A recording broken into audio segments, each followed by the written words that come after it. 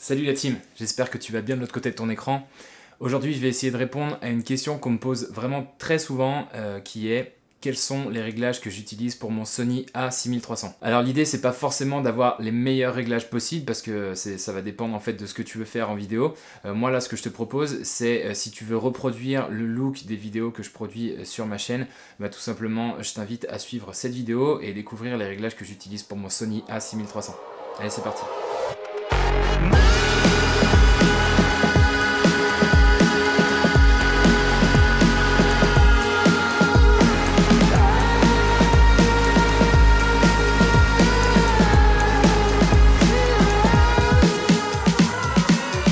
Je te présente dans cette vidéo mes réglages pour le Sony A6300 qui est mon appareil, mais il faut que tu saches que ces réglages sont applicables aussi bien pour le A6400 et le A6500. Si tu as un autre appareil, c'est pas très grave, ça va varier un tout petit peu, mais ce qui est important, c'est vraiment de comprendre la logique qu'il y a derrière. Comme je te l'ai dit, les réglages que je vais proposer, ce sont des réglages que j'utilise moi personnellement pour faire le style de vidéo que j'aime faire. Donc ça va être des images relativement cinéma, pas mal de b-roll, pas mal de voyages, etc.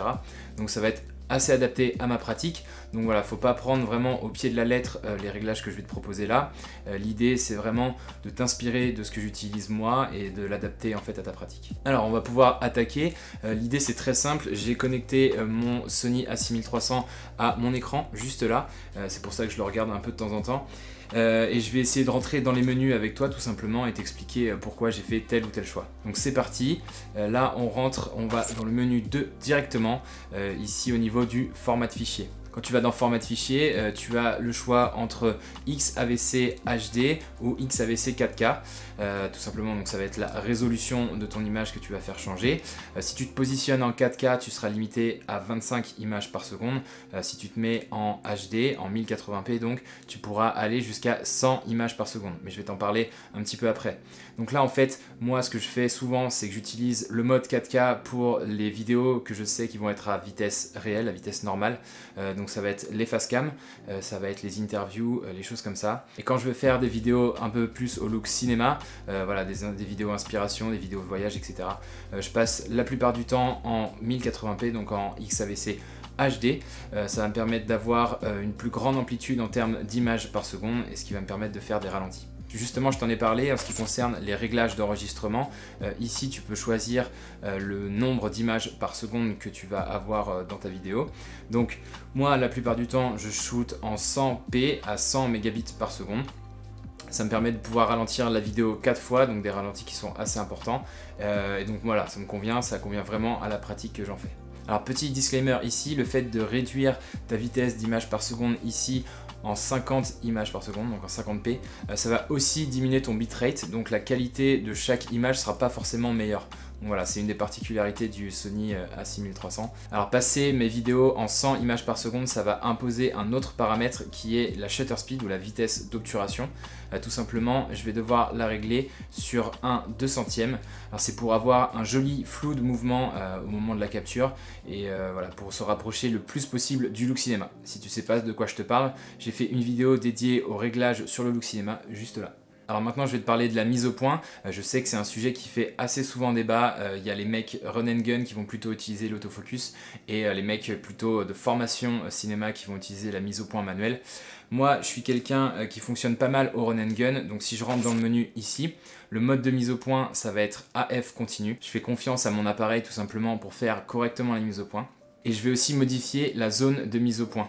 Donc de base, elle est définie en large, ce qui va permettre de faire la mise au point sur n'importe quelle surface de ton capteur. Et moi, pour aider mon appareil à faire une meilleure mise au point automatique, je vais rentrer dans les modes zone, donc qui va me permettre de définir une zone de mise au point. Voilà, comme ça, je peux la déplacer. Ou bien, je peux passer aussi en mode spot. Et là, ça va être encore plus précis. Quand je fais des gros plans ou des choses comme ça, je vais pouvoir définir très précisément la zone de mise au point qui m'intéresse. Donc là, voilà, ça va vraiment aider l'appareil à faire un autofocus performant.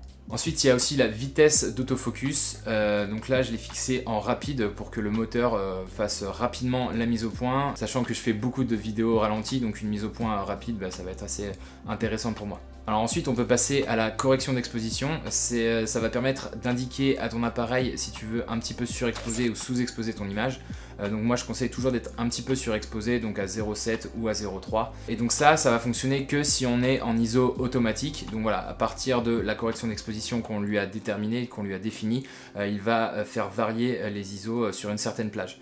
Moi ce que j'aime quand je vais dans les ISO auto, c'est d'aller sur la droite ici et de régler les ISO maximum. Ça évite à ton appareil d'aller trop loin dans les ISO, d'avoir une image un peu trop bruitée et ensuite de pouvoir rien en faire derrière. Donc voilà, j'essaye de limiter. Donc je trouve que ISO 3200 c'est vraiment la limite. Après les images sont plus trop exploitables. Si tu fixes toi-même les ISO, ça va vraiment te permettre de gérer l'exposition de ton image aussi en interne sans que ce soit des décisions qui sont prises par ton appareil. Maintenant il y a un autre paramètre qui est très important, ça va être la balance des blancs.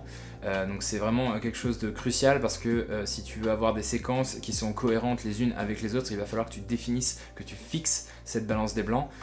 Si tu le fais pas, en fait tu vas avoir des images qui sont plus chaudes, des images qui sont plus froides et au montage ça va être vraiment compliqué à régler. Enfin voilà, c'est un souci en moins à gérer. Donc moi ce que je t'invite à faire, c'est d'aller dans le menu balance des blancs ici et de fixer en fait le paramètre en fonction de la luminosité et voilà, du climat, de l'environnement dans lequel tu filmes. Donc si tu as la lumière du jour, tu passes en lumière du jour tout simplement. Au coucher de soleil, je conseille d'utiliser la balance des blancs qui s'appelle ombre. Voilà, pour avoir des tons un petit peu plus chauds aussi, c'est intéressant d'utiliser le mode nuageux. Et en dernier recours, tu peux aussi aller un petit peu plus loin dans le menu. Et voilà, tu vas ici et là tu peux fixer directement la température de ton image. Ensuite, il y a un paramètre qui est très important, c'est le profil d'image. C'est ce qui va un peu donner le grain, qui va un peu donner le style à ton image et qui va potentiellement te permettre de gagner en dynamique. Et moi, ce que j'ai retenu, c'est d'aller dans les profils d'image, d'aller sur PP8 ici. Et après par contre il faut appliquer quelques modifications. La principale modification c'est d'aller sur les gammas et de passer en Cine 4. Alors je crois que de base il se trouve en S-Log 2, moi je le passe en Cine 4. Le truc c'est que ça te fait gagner un petit peu moins en dynamique d'image, mais par contre tu as beaucoup moins de bruit et donc c'est beaucoup moins chiant à rattraper en post-production.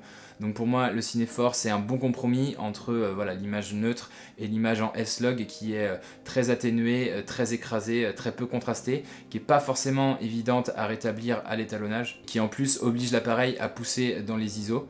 Donc moi ce que je fais c'est que je passe en Cine 4. Ensuite le mode de couleur je suis passé en Pro, la saturation à 0 et au niveau du détail j'aime bien passer la netteté entre -2 et -4 en fonction de ce que je fais.